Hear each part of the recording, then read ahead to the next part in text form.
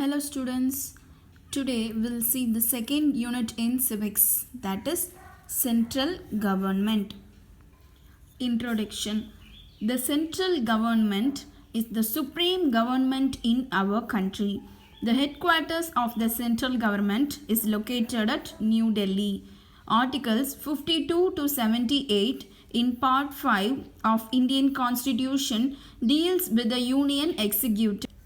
The makers of the Indian Constitution, by giving due recognition to the vastness and plural character of our nation, have provided a federal arrangement for her governance. So our government is a federal government.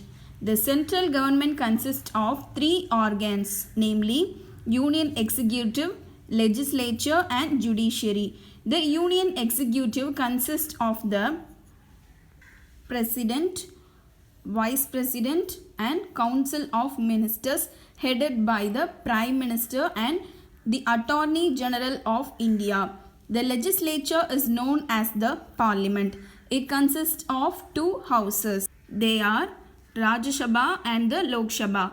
The Union Judiciary consists of the Supreme Court of India.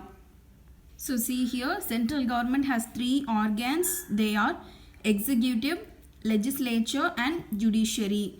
So under executive, President of India, Vice President, Prime Minister and Council of Ministers.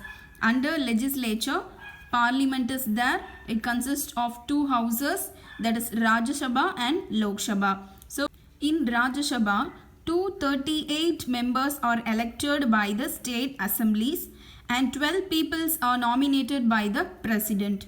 In Lok Sabha, 543 are elected by the people and 2 is nominated by the president. The last category is judiciary, that is Supreme Court of India. Under that, Chief Justice of India and other judges, that is 27 members are there. Now we'll see the President of India. The President is the nominal executive authority. The Chief Executive of the Indian Union is the President. He is designated as the first citizen of India. So, நம்ம central government oda nominal executive yaru President தான். He is considered as the first citizen of India. He is the supreme commander of the armed forces. The President is also the constitutional head of the Union Executive. According to Article 53 of the Constitution, the executive power of the Union shall be vested in the President, which shall be exercised by him directly or through officers subordinate to him in accordance with the Constitution. So according to Article 53, he has the power to execute all the resolution. He can execute it directly or through the officers.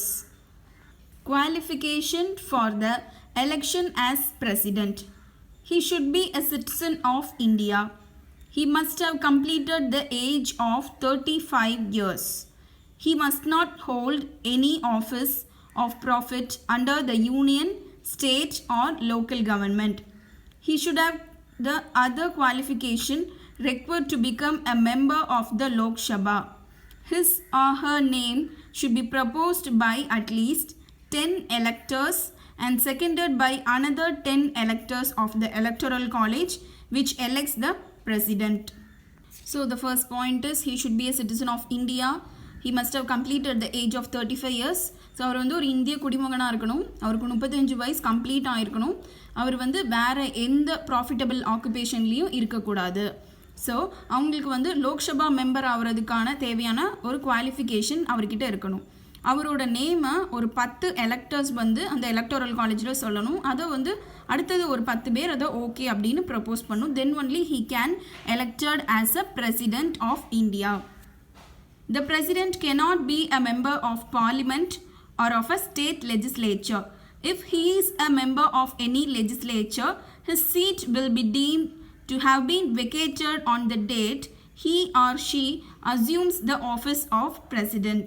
So அவர் வேறு எந்த state லெஜிஸ்லேச்சர்லேயும் எந்த ஒரு போஸ்டிங்லேயும் இருக்கக்கூடாது. So suppose அவர் வேறு ஏதாவது போஸ்டிங்கில் இருந்தார் அப்படின்னா அவர் எப்போ பிரசிடெண்ட்டாக அவர் எலெக்ட் ஆகி அந்த போஸ்ட்டுக்கு போகிறாரோ அப்போ ஆட்டோமேட்டிக்காகவே அது வெக்கேட் ஆகிடும், அந்த சீட் வெக்கேட் ஆகிடும். Election of the President. The President is elected by an electoral college in accordance with the system of proportional representation by means of single transferable vote. The electoral college consists of the elected members of both houses of parliament and the elected members of the states and elected members of National Capital Territory of Delhi and Puducherry. Once elected as the President has to take an oath of office before the Chief Justice of India. The President is elected for a term of 5 years and can be re-elected. So நம்ம president எப்படி elect பண்ணுறோம் அப்படின்னா ஒரு electoral college system அப்படின்னு ஒன்று வச்சுருக்கோம். So அதில் நம்மளோட எம்எல்ஏ எம்பிஸ், நம்ம செலக்ட் பண்ண எம்எல்ஏ எம்பிஸ் தான் வந்து பிரசிடெண்ட்டை எலெக்ட் பண்ணுவாங்க. ஸோ அதில் என்னென்ன மெம்பர்ஸ்லாம் இருக்காங்க அப்படின்னா both houses of parliament, elected members of the states, elected members of National Capital Territory of Delhi and Puducherry. Okay, so அப்போ ஒரு வாட்டி அவங்க வந்து எலெக்ட் ஆனோடனே பிரசிடெண்ட்டாக அவங்க வந்து செலக்ட் ஆனதுக்கப்புறம் அவங்க என்ன பண்ணணும் அப்படின்னா ஒரு ஓத்துன்னு சொல்லுவாங்க, ஒரு சபதம் மாதிரி எடுக்கணும். அது யார் முன்னாடினா chief justice of India. So அவங்க முன்னாடி எடுக்கணும். அதுக்கப்புறம் ஸோ அவங்களோட டேர்ம் ஆஃப் இயர்ஸ் வந்து 5 years. ஸோ 5 years அவங்களோட period of time and he can be reelected. அவங்க மறுபடியும் வேணாலும் அதே எலெக்ஷனில் இது பண்ணி அவங்க பிரசிடெண்ட் ஆகிறதுக்கும் அவங்களுக்கு சான்சஸ் இருக்குது. Powers of the president. Executive powers. Article 77 requires that every executive action of the union shall be taken in the name of the president. So presidentோட நேம்ல தான் அங்கே எல்லா ஆக்ஷனும் நடக்கணும். He appoints the prime minister and the other members of the council of ministers, distributing portfolios to them on the advice of the prime minister. So he distributes the portfolios is nothing but the departments to the council of ministers. He is responsible for making a wide variety of appointments. So he is responsible to make the appointment for the several posts. So these includes the appointment of governors of states, the chief justice and the other judges of the Supreme Court and High Courts, the Attorney General, the Comptroller and Auditor General, the Chief Election Commissioner and other election commissioners, the chairman and the other members of the Union Public Service Commission, ambassadors and high commissioners to other countries. So அவர் என்னென்ன அப்பாயின்மெண்ட்லாம் பண்ணலாம்? Chief justice, அதுக்கப்புறமா supreme court, high கோர்ட்டோட other judges, attorney general, chief election commissioner, அதுக்கப்புறம் other election commissioner. So இந்த மாதிரி நிறைய போஸ்டிங் அவர் பண்ணலாம். அண்ட் ஆல்சோ அம்பாசிடர்ஸ், அப்புறம் high commissioners to other countries. இது எல்லாமே வந்து யார் பண்ணுறாங்க? பிரசிடெண்ட் தான் பண்ணுவாங்க. Legislative powers. He inaugurates the session of the parliament by addressing it after the general election and also at the beginning of the first session each year. So ஒரு வருஷமும் general எலெக்ஷனுக்கு அப்புறம் ஃபர்ஸ்ட் செஷன் அவர் தான் address பண்ணணும். அதுக்கப்புறம் ஒரு இயரோட பிகினிங்லேயும் first session அவர் தான் address பண்ணணும். This address is essentially identical in nature to a speech from the throne. The president summons parliament at least twice in a year. He may send messages to either house of the parliament with respect to a bill pending in the house. All bills passed by the parliament become law of acts only after getting assent of the president. So அவர் okay சொன்னதுக்கு அப்புறம் தான் வந்து 2 ஹவுஸ்லேயுமே வந்து bills pass பண்ண முடியும். அதை வந்து லா ஆஃப் ஆக்டாகவும் கொண்டு வர முடியும். Money bills cannot be introduced in the parliament without his approval. President terminates the session of both or any of the houses of parliament. So session அப்படின்னா ஒரு மீட்டிங் மாதிரி. ஸோ அதை வந்து எப்போ வேணாலும் டெர்மினேட் பண்ணுறதுக்கு அவருக்கு தான் பவர் இருக்குது. He can even dissolve the Lok Sabha before the expiry of the term of the house.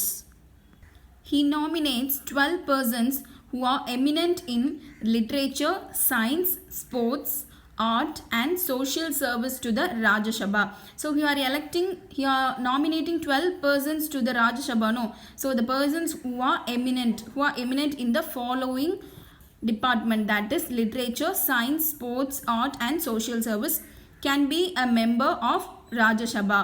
He can also nominate 2 persons belonging to Anglo-Indian community to the Lok Sabha. So he is responsible to select 2 persons for the Lok Sabha.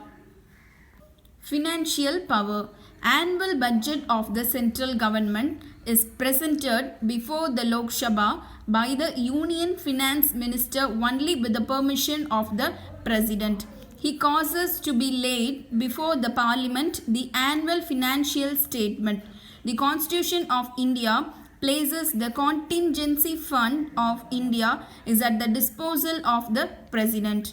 No demand for a grant can be made except on his recommendation. He can make advances out of the contingency fund of India to meet any unexpected expenditure.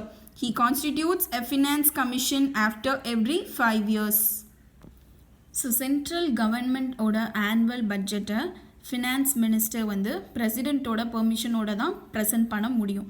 And also president கிட்ட தான் contingency fund of India, அதாவது ஒரு emergency fund, அந்த power வந்து president கிட்ட தான் இருக்கும்.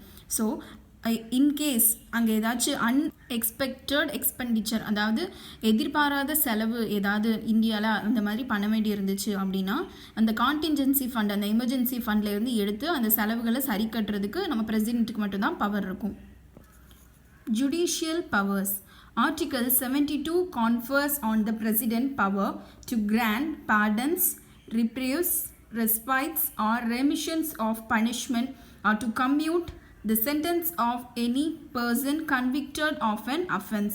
So Article 72 வந்து பிரசிடென்ட்டுக்கு என்ன பவர் கொடுத்துருக்கு அப்படின்னா, இப்போ ஒருத்தவங்க வந்து குற்றவாளி அப்படின்னு இது பண்ணி இருக்கிறாங்கன்னா ஸோ அவங்களோட தண்டனையை வந்து ஒத்தி வைக்கிறதுக்கும் இல்லை அவங்களுக்கு மன்னிப்பு கொடுக்கறதுக்கும் இல்லை அந்த தண்டனையிலேருந்து அவங்கள முழுமையாகவே வேணாம் அப்படின்னு சொல்லி அவங்கள விடுவிச்சுறதுக்கும் இது எல்லாத்துக்குமே வந்து பவர் யார்கிட்ட இருக்குது அப்படின்னா நம்ம பிரசிடென்ட் கிட்ட தான் இருக்கும். Military powers. Article 53(2) lays down that the supreme command of the defense force of the Union shall be vested in the President and the exercise thereof shall be regulated by law.